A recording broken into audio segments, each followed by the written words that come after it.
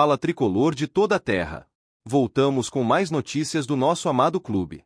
Deixe seu like, se inscreve no canal e fique por dentro de tudo que acontece no tricolor das Laranjeiras. A seguir teremos 3 notícias sobre o Fluminense. Fique até o final porque a última notícia nos reserva uma grande surpresa. Vamos à primeira notícia. Quando João Arias pisou nas Laranjeiras pela primeira vez em 2021, poucos poderiam imaginar o que ele se tornaria para o Fluminense. Vindo de um mercado pouco badalado, com passagens discretas pela Colômbia, ele desembarcou no Rio de Janeiro cercado por desconfiança e silêncio. Mas quem acompanha de verdade o Fluminense sabe, o tempo revela os grandes.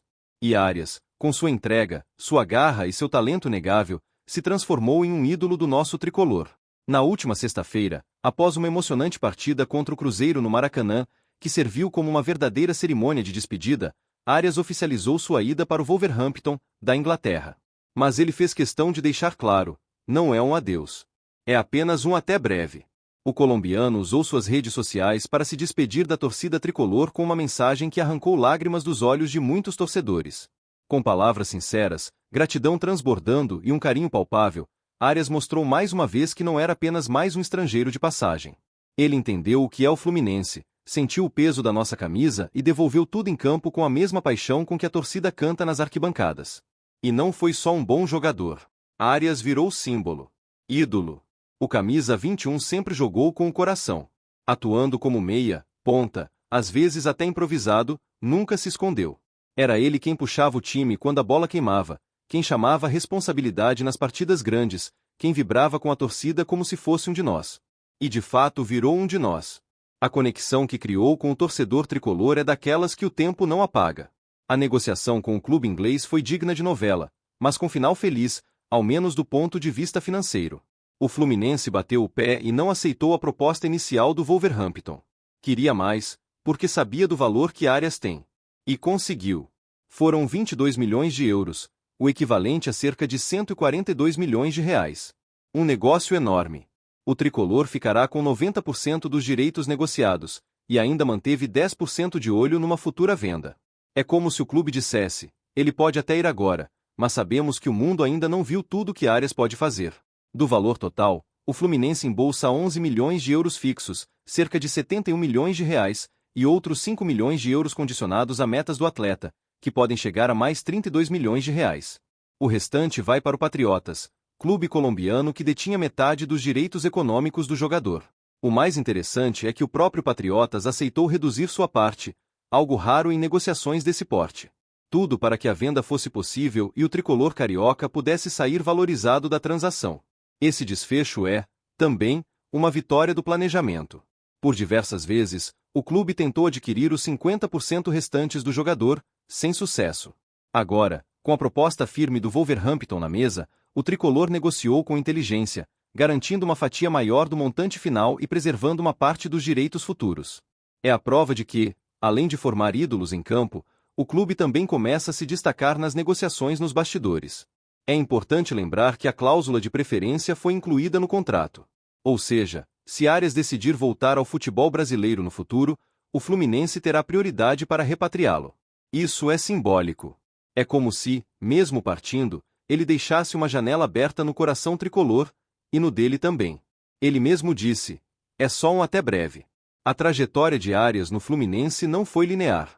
No início, enfrentou momentos difíceis, especialmente por problemas pessoais e familiares que afetaram seu rendimento em campo. Mas a torcida, paciente e acolhedora, reconheceu o esforço. E ele retribuiu com tudo. Nas últimas temporadas, Arias foi simplesmente um dos melhores jogadores do futebol brasileiro. Seus números falam por si, mas mais do que estatísticas, ele entregou alma. Foi decisivo na campanha histórica da Libertadores. Nas finais, foi gigante. Na Recopa Sul-Americana, foi essencial. E, ao longo do Brasileirão, foi aquele cara constante, confiável, combativo. Um verdadeiro motor do time.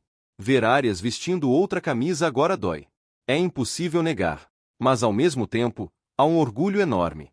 Orgulho por saber que vimos de perto o nascimento de um ídolo. Orgulho por saber que o mundo está prestes a descobrir o que a gente já sabia. Arias é craque. Um craque comprometido, humano, vibrante. Para muitos tricolores, Arias já está no panteão dos grandes estrangeiros que passaram pelas Laranjeiras. O tipo de jogador que transcende nacionalidades, estilos de jogo e gerações. O tipo que a gente conta para os filhos, que aparece nos vídeos antigos com a camisa grená, verde e branca, levantando troféus, comemorando gols no Maracanã, beijando o escudo como quem jura fidelidade eterna. E a despedida? Ah, foi do jeito que tinha que ser. No Maracanã, com casa cheia, com aplausos, com lágrimas. Ele não saiu pela porta dos fundos. Saiu ovacionado, como ídolo. Como lenda. Agora, vestindo outra camisa, ele vai mostrar ao futebol europeu o que já mostrou por aqui. E nós, tricolores, vamos seguir torcendo. Porque quem ama de verdade não prende. Liberta. E torce de longe com o mesmo amor de sempre. Arias, você marcou o Fluminense. E o Fluminense marcou você. Volte quando quiser. Porque aqui, você será sempre um de nós. Agora vamos à terceira notícia. É com o coração apertado de quem acompanha cada jogo do Fluminense com o amor de uma vida inteira que escrevo estas palavras. A situação do nosso ataque é preocupante, e não dá mais para fingir que está tudo bem. A torcida tricolor é apaixonada, paciente, mas também exigente. Queremos raça, qualidade e, acima de tudo, respeito à história da nossa camisa. E quando olhamos para o desempenho de Everaldo com a nossa armadura, fica claro, ele não é jogador para vestir a camisa do Fluminense. Chega a ser frustrante ver que, em pleno mês de julho, estamos enfrentando mais uma seca de gols. 3 jogos seguidos sem balançar as redes.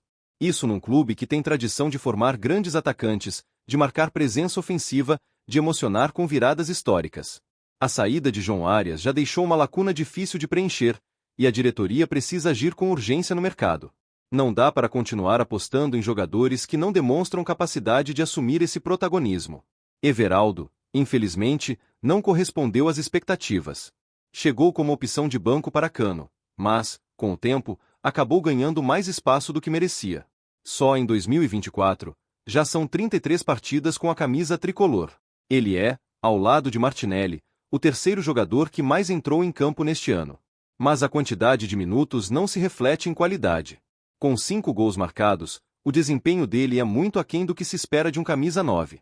E, para piorar, esses 5 gols foram marcados contra adversários de menor expressão. 2 contra o Águia de Marabá, 2 contra o desconhecido GV São José e 1 contra o Sport. Nenhum deles em clássicos, nenhum em jogos decisivos, nenhum gol que tenha feito a torcida explodir de alegria nas arquibancadas. Se formos comparar com Serna, por exemplo, a diferença é gritante. Serna tem quase o mesmo número de minutos em campo, está apenas 2 degraus acima na lista de tempo jogado, mas já balançou as redes 7 vezes. Isso sem contar que ele, muitas vezes, entra em situações mais difíceis, com o time precisando do resultado, e ainda assim mostra um poder de decisão que Everaldo simplesmente não tem. A verdade é que vestir a camisa do Fluminense exige muito mais do que estar fisicamente disponível. Exige intensidade, entrega, inteligência tática e, claro, qualidade técnica. Everaldo até tenta, corre, luta, mas parece sempre um passo atrás da jogada. Não tem aquele faro de gol, aquela leitura rápida de movimentação, aquela capacidade de decidir um jogo com um toque. E isso, no Fluminense, não é apenas um detalhe. É essencial. Não se trata de pegar um bode expiatório ou de ignorar os problemas coletivos da equipe. Mas é inegável que algumas peças precisam ser repensadas com urgência, principalmente em um setor tão importante quanto o ataque. A torcida já percebeu que Everaldo não tem a capacidade de assumir essa responsabilidade. Não há empatia, não há confiança. Cada vez que ele entra em campo, é possível sentir aquele murmúrio vindo das arquibancadas. Não é perseguição. É constatação. Aliás, é bom lembrar que a nossa camisa não é para qualquer um. Não se trata apenas de técnica ou currículo. Jogador do Fluminense precisa ter postura de gigante, precisa entender o peso do escudo que carrega. E, nesse ponto, Everaldo também deixa a desejar. Suas atuações não transmitem a confiança de quem quer e pode mudar o jogo. Faltam lampejos de genialidade, faltam finalizações certeiras, falta presença diária. E, na nossa realidade atual, não podemos mais esperar que ele encontre esse futebol que, sinceramente, talvez nunca tenha existido. A diretoria tem que olhar para esse cenário com olhos críticos e agir com a mesma paixão que a torcida demonstra em cada jogo. Não dá para seguir com apostas que não retornam. O mercado está aí, cheio de opções, e o Fluminense precisa de um atacante que esteja à altura da nossa história. Um jogador que entre em campo e assuma o protagonismo, que traga esperança, que faça a torcida gritar gol com orgulho. Porque gol é o que está faltando. E não é de agora. Everaldo já teve suas chances. Foram muitas. Mais de 30 jogos. E o que ele mostrou até aqui foi, no máximo, uma boa vontade que, por mais louvável que seja, não sustenta um ataque eficiente. Precisamos de um camisa 9 que desequilibre, que incomode a defesa adversária, que tenha presença. Precisamos de alguém que olhe para a camisa do Fluminense e saiba exatamente o que ela representa. A temporada ainda não acabou, mas se quisermos sonhar com títulos, com vitórias grandes, com noites épicas no Maracanã, precisamos rever urgentemente quem está ocupando posições-chave no elenco. E o centroavante é uma das principais delas. O tempo de Everaldo já passou. É hora de reconhecer que insistir nele é insistir no erro. E o Fluminense é grande demais para continuar errando no ataque. Deixe a sua opinião nos comentários. E, saudações tricolores!